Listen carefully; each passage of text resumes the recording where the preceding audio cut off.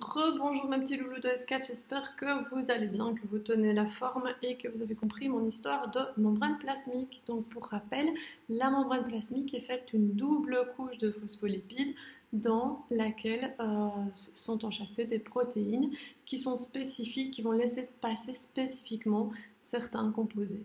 D'accord? Il y a d'autres choses dans la membrane plasmique, mais ne vous inquiétez pas, on aura le temps d'en reparler bien plus tard. C'est une vraie joie. C'est pour ceux qui prennent Bio 4, qui prendront Bio 4 en 7e, c'est tout un chapitre, la membrane plasmique. Donc vous voyez qu'elle renferme bien des secrets, cette membrane plasmique. Bref, alors oui, j'ai oublié de vous dire, dans votre cours, vous avez aussi des vidéos que vous pouvez regarder pour illustrer la membrane plasmique.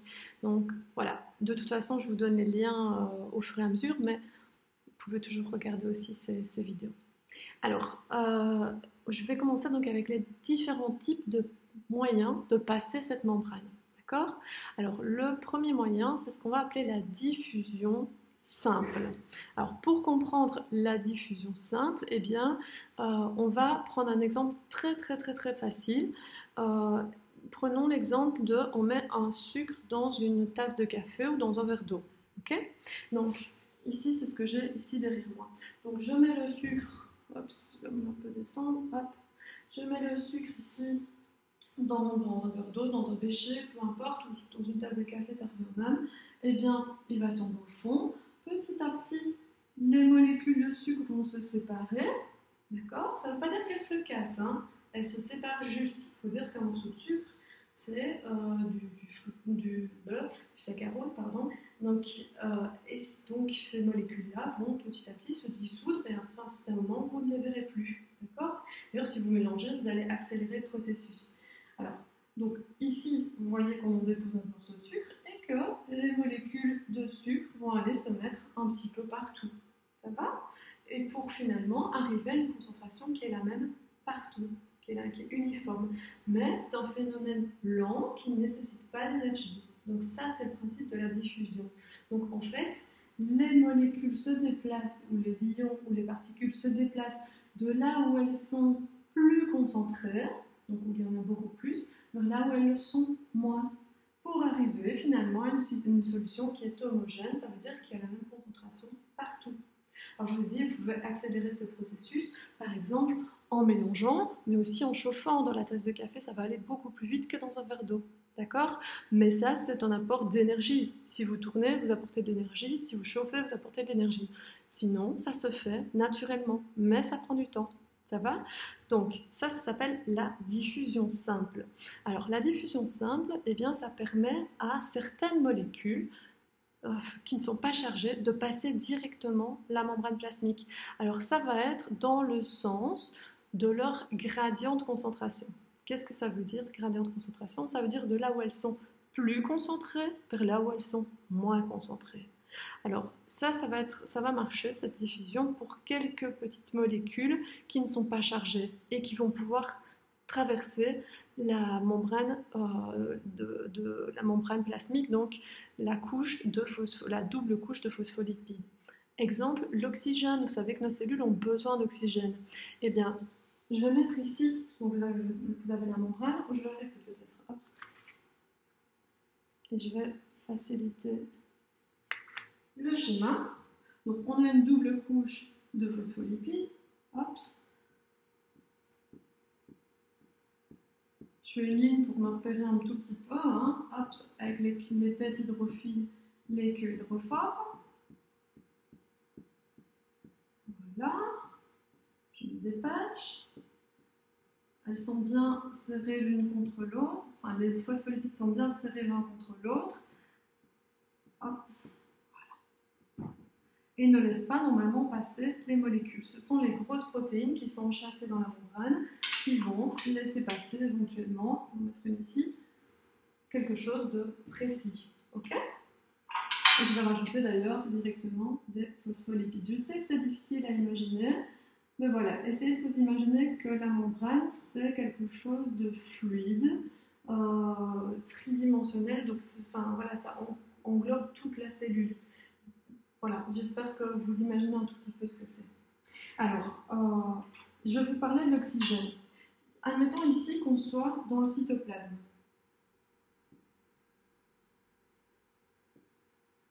Et ici, nous sommes à l'extérieur de la cellule. Eh bien, s'il y a beaucoup d'oxygène, je vais mettre O2 ici, O2, O2, O2, O2, O2.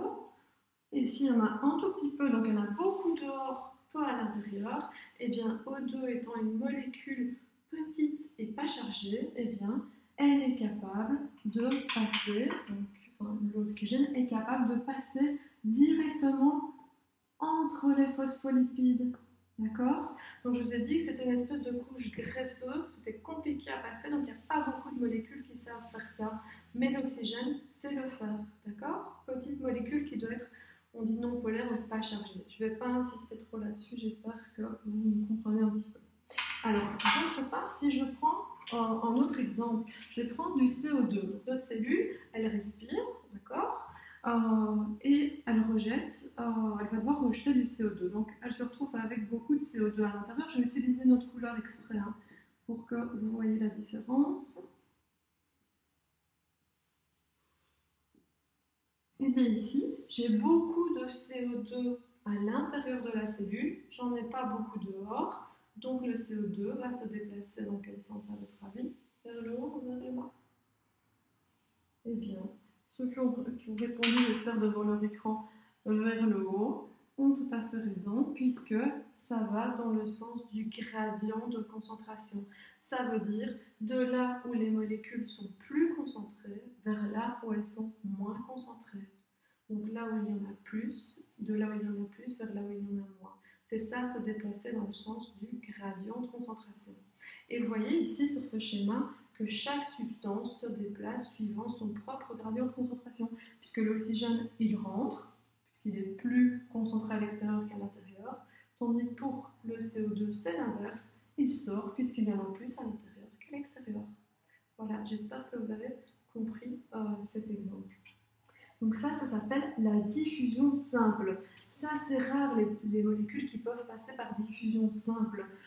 Pour quelle raison? Parce qu'il n'y en a pas beaucoup qui sont assez petites et pas chargées pour se faufiler entre les fameux phospholipides qui forment, je vous l'ai dit, une espèce de couche grasse. D'accord? Donc la plupart des molécules et des particules doivent utiliser ce qu'on appelle une protéine de transport que j'avais dessinée tout à l'heure.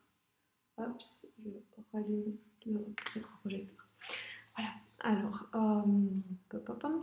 oui. Alors, un cas particulier de la diffusion simple, c'est la diffusion de l'eau. Alors la diffusion de l'eau, on n'appelle pas ça la diffusion de l'eau, je sais que c'est bizarre, on appelle ça l'osmose. Il faut vraiment que vous reteniez ce mot-là, osmose. Donc l'osmose, ça ne concerne que l'eau, c'est le passage de l'eau à travers la membrane. Ok? Alors l'eau passe le plus souvent, elle peut parfois passer entre des phospholipides, mais le plus souvent, elle passe par des protéines de transport, comme je vous l'ai dit, et ces protéines de transport, on les appelle, c'est pas à retenir, mais des aquaporines. Ça va? Aquaporine, un pore, imaginez un pore, donc un trou comme dans la peau, qui laisse passer uniquement de l'eau. Je vous ai dit que chaque protéine était spécifique à une substance. Alors pour comprendre ce phénomène, eh bien donc on a ici placé donc un tube en U, d'accord, où vous voyez qu'on a mis un soluté, peu importe, ça peut être par exemple du sucre, il n'y avait aucun souci. Donc imaginons donc qu'on a un tube en U, et alors ici on a une membrane semi-perméable. Ça veut dire que le sucre est trop gros pour passer d'un côté à l'autre. Ça va? Sinon, il est plus concentré là, moins concentré là, vous savez qu'il irait de la droite vers la gauche. Or, avec cette membrane semi-perméable, le sucre est trop gros pour passer. Qu'est-ce qu'on remarque au bout d'un certain temps? Donc ici, on a une solution moins concentrée, et ici, une solution plus concentrée. La moins concentrée, on va l'appeler la solution hypotonique. La plus concentrée, on va l'appeler la solution hypertonique. Donc en fait, c'est comme si on disait on est plus grand que, on est plus petit que. Donc une solution hypertonique, ça veut dire plus concentré que. D'accord? Donc c'est un comparatif. Et hypotonique, moins concentré que. Il y a toujours. Voilà. Donc ici, concentration hypotonique, peu concentrée par rapport à la solution hypertonique qui est plus concentré en sucre. Eh bien, l'eau va essayer de rétablir les concentrations pour avoir la même concentration partout au final. Et donc, vous voyez ici, dans les deux branches du tube, que malgré la gravité, eh bien, l'eau est arrivée à compenser cette gravité et à faire en sorte que la solution devienne homogène. Qu'est-ce qu'elle a fait? Eh bien, elle est passée de la solution ici la moins concentrée, hypotonique, vers la solution la plus concentrée, la solution hypertonique. Du coup, vous voyez que l'eau est montée ici dans la branche droite du tube et vous pouvez remarquer ici qu'il y a la même concentration, donc le même nombre de molécules de sucre dans les deux parties du tube. Ça s'appelle l'osmose. Donc l'osmose, c'est aussi un phénomène lent qui ne nécessite pas d'énergie, qui ne concerne que l'eau, d'accord, que l'eau. Et l'eau se déplace toujours, retenez-le bien s'il vous plaît, du milieu hypotonique vers le milieu hypertonique, d'accord, jusqu'à ce que les concentrations deviennent égales des deux côtés. Donc du milieu hypotonique vers le milieu hypertonique, du moins concentré vers le plus concentré, à vraiment très très bien retenir. Alors je vous donne donc directement ici les conséquences pour des cellules animales. Eh bien, si on plonge, ça c'est super important et ceux qui vont continuer en 7e vont encore revoir ça, eh bien si on plonge des cellules dans différents milieux, ici on a pris des cellules animales, on a pris des globules rouges, pour faire simple, parce que les cellules animales n'ont pas de parois, contrairement aux cellules végétales. Donc voilà, on va d'abord commencer par le plus simple, je vais mettre des guillemets. Alors ici, si on met des cellules, donc des globules rouges, qui ont une forme plus ou moins ronde, c'est un disque biconcal, dans une solution qui a la même concentration qu'à l'intérieur, on va appeler ça une concentration isotonique, eh bien, il y aura autant d'eau qui va en sortir